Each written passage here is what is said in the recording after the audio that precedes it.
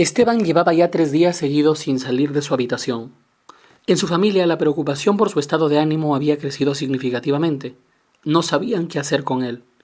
Se cumplían 8 meses desde que perdió el trabajo y si bien en los primeros 2 meses posteriores a perderlo trató con toda su voluntad de encontrar uno nuevo, esta energía fue decayendo al punto que ahora parecía ya ni siquiera importarle volver a trabajar.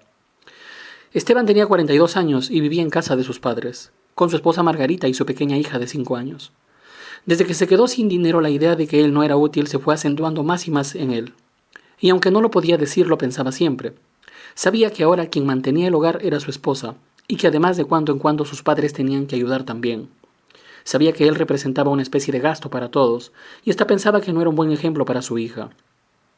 Esteban había dejado de dormir con Margarita y prefirió ocupar el cuarto de su hija, a quien mandó a dormir con su madre.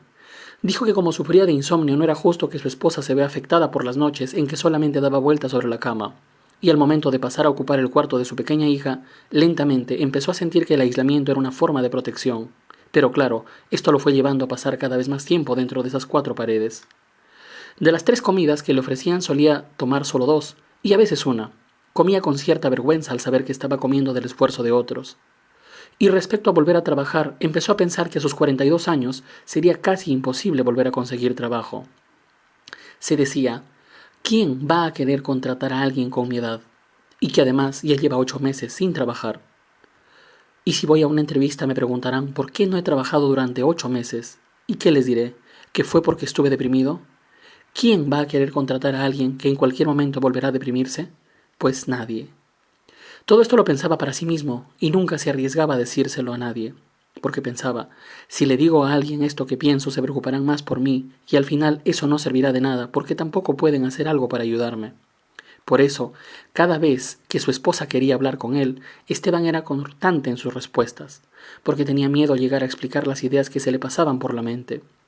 Margarita se sentía impotente con frecuencia al ver que cada vez era más difícil intentar sacar a su esposo de ese estado. Pero a pesar de eso siempre regresaba a casa y lo buscaba para hablarle, y de manera sutil intentaba darle ánimos, pero no lo lograba. En las últimas semanas había aparecido una nueva idea en la mente de Esteban.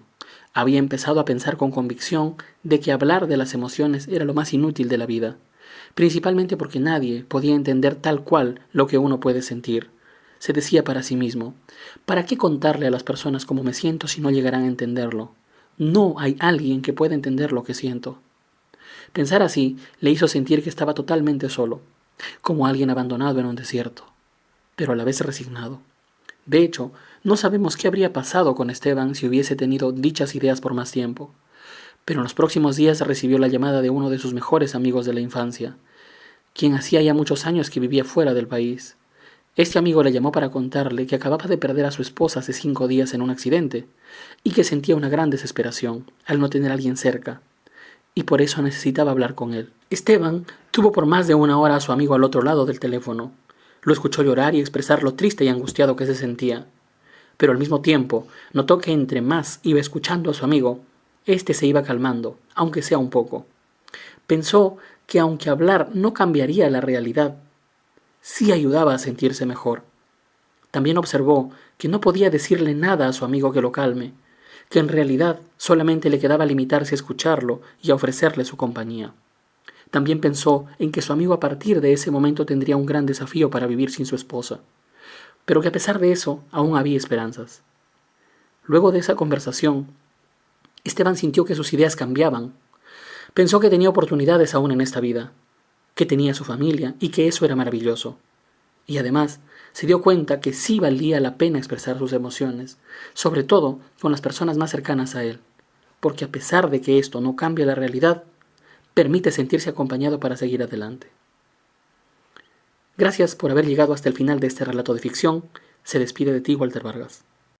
Si quieres agendar una sesión psicológica con nosotros, escríbenos al WhatsApp del número que figura en pantalla.